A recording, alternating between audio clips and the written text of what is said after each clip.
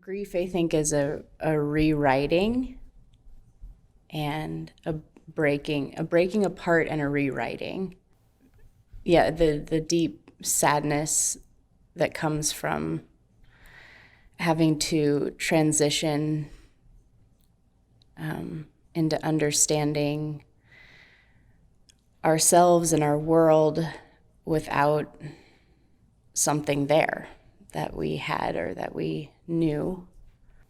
A transitory process, I think, in my own experience of it, it's been a process of change and transition and growth. That, like when I think of wonder, then on the other hand, that I imagine wonder as being like held very lightly in the palm of an open hand.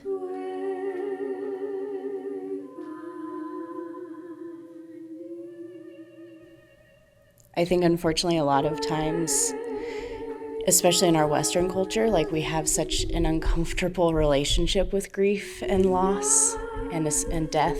Like I'm just gonna name that. I think grief is also where we like get in contact with the cycles of life and death and growth and rebirth and death and rebirth and death and rebirth. and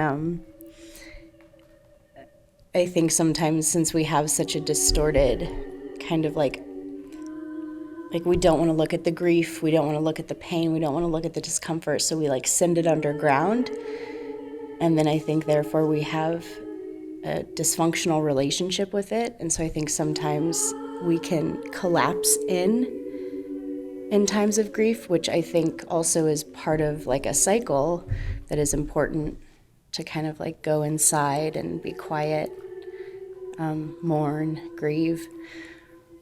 But there's definitely not like grief doesn't close in on itself. Like I do think this is where it does lend itself to wonderment and wonder that there is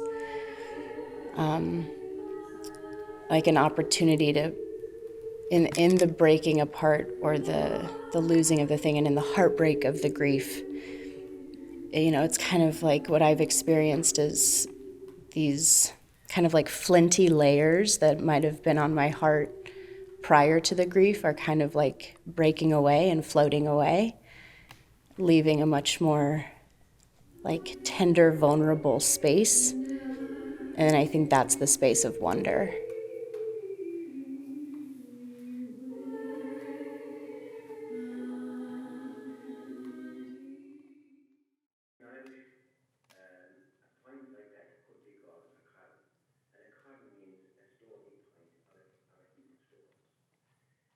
When I was doing elder care after graduation and sitting at the bedside of a woman who has really severe early onset on Alzheimer's, and like she's relatively young and it's all like very tragic what's happening. It's, you know, it was interesting, like she's not lucid in ways that we define lucidity, but she was definitely like communing with something else that I don't think is entirely available to all of us all the time. It's like she was communing with other worlds, and just like sitting next to her bedside and like understanding that she's fading like every day, every moment she's like fading away from this existence, but like very much transitioning and traveling into another existence. And when the moments of her lucidity, when she was like right there with you, she was there with you in a way that no one else I have experienced being like so there. I'll never forget her eyes. And I think it was this, like her eyes had this capacity of this like grief and wonder and just like the heartache and the genuine sadness of like things fading and things going away, and also like the becoming that is happening simultaneously. And I think that is all, it's all grief and it's all wonder.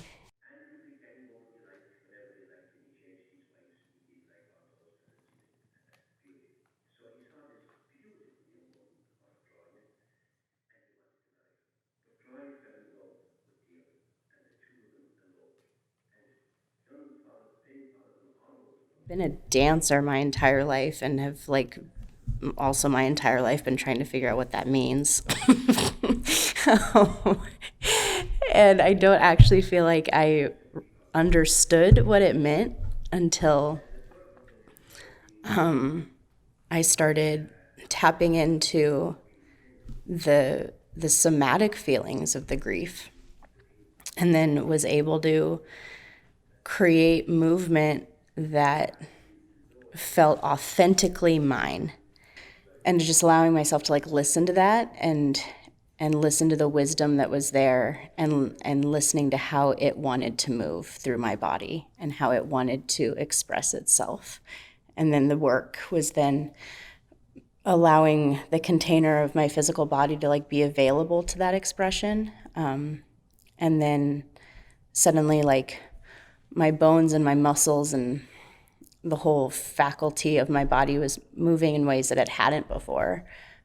And it was through that process of allowing myself to feel the grief and dance with the grief and move with the grief, that I was able to arrive at this like fresh place of wonder. Yeah, like wonder truly is like a word that I don't consider too often, and it's really lovely. And it really is, the more I'm describing it and talking about it and feeling into it, it truly is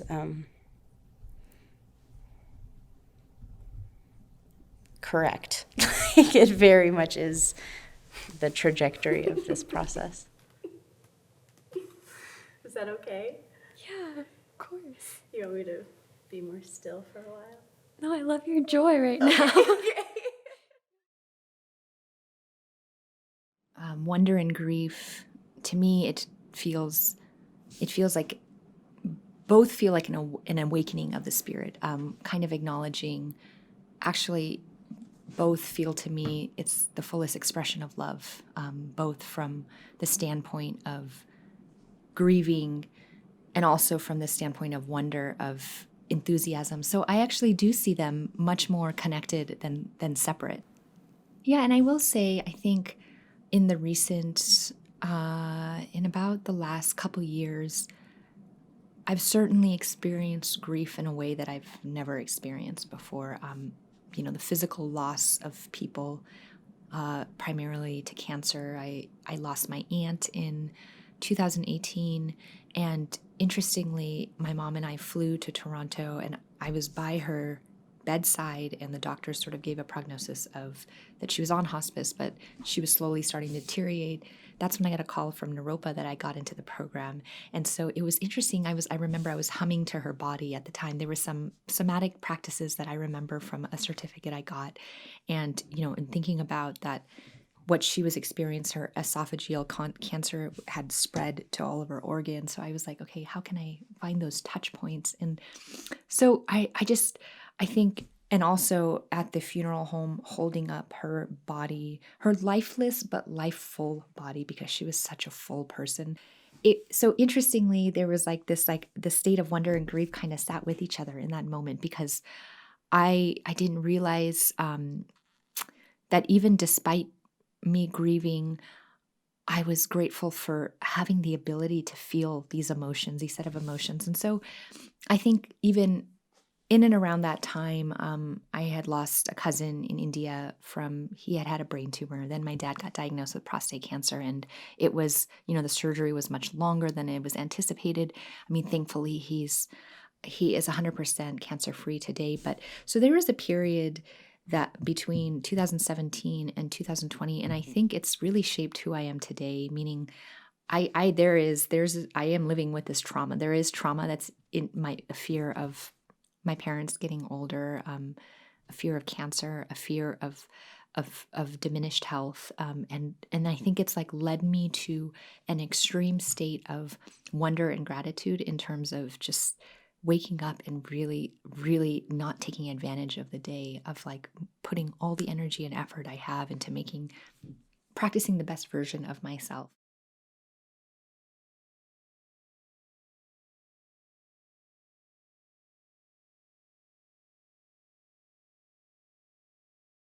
beyond just physical grief of loss, there's a grief that I feel about assimilation and like being sort of in this third space when it comes to identifying, and also like grief as it relates to, you know, no, being a woman of color in a in the film, theater, dance community. That is not not so representative of where I come from. So I think there's like that long-standing melancholy that also lives, but I feel like I don't see that as a bad thing. I feel like that is just that's that's for me, that's like a fire in my belly in a way that, and so but I'm not good at sharing. Like I've never been able to have someone where I can have like all my friends around me just be able to go into a catharsis. So I'm curious about that, of like the grief actually doesn't ever leave me vocally in that sense.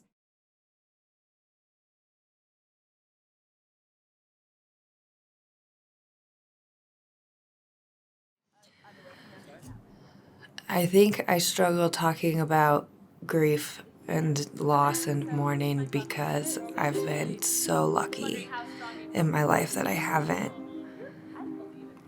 had to deal with it a lot until this past year. And so now I think I'm actually learning for the first time what grief is. I saw a thing on the internet about grief where it was like, at first, so there's like a box, and in the box there's like this circle of grief. And every time it hits one of the edges, it's like you feel that pain, like, and it hits you. And like at first, the round thing in the middle that's the grief it's so big that every time it moves, it hits one of the corners. And so you're constantly feeling it. But then, like, as time goes by, that circle of grief gets smaller and smaller inside the box. But then every time it hits one of the corners, it hits you just as hard as it did initially.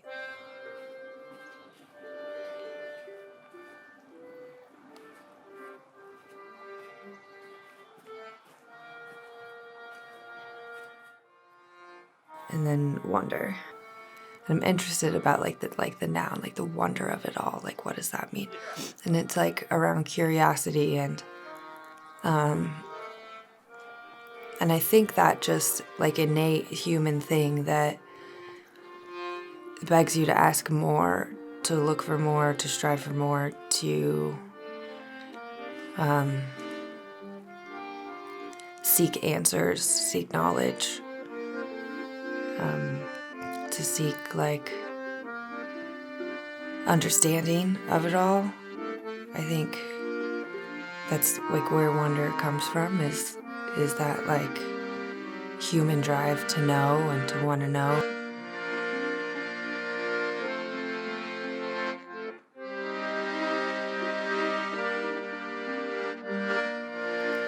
I put my cat to sleep like 4 days ago, and that's been interesting to relate to that. And I do wonder if animals are like humans, and I think they are, that their spirit stays around for a while and passes on, and where does my Voldy go? And will I get to unite with him in an afterlife? And does he have kitty heaven where he gets all the things that he wants? I hope that's what happens, is that my kitty is in a better place, and I wonder about that. Yeah, I think grief leads to questions that we don't have to ask ourselves until we're faced with those situations. And I think out of those situations comes a lot of curiosity and a lot of confusion, especially with my friend Emily, who committed suicide, and all of the questions around that, like, I wonder if I would have been there for her that night. I wonder if something would have happened different. And every single one of us who knew her and loved her had the same thoughts and the same feelings about what could we have done different and what happened to her that she felt that she had no other option. How could no one have known that she was in such a bad place? And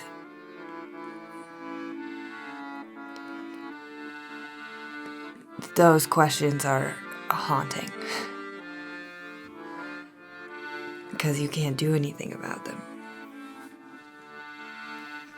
Like, there's just so much complexity and beauty and terror and violence and love and death and birth and tragedy and miracle and like, yeah, the wonder of it all. But then when you like personalize wonder, it's like, fuck, sometimes it hurts to wonder.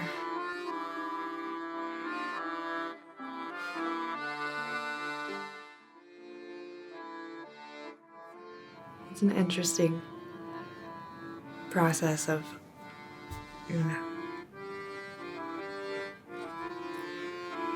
dealing with all the love that doesn't have a place to go really anymore.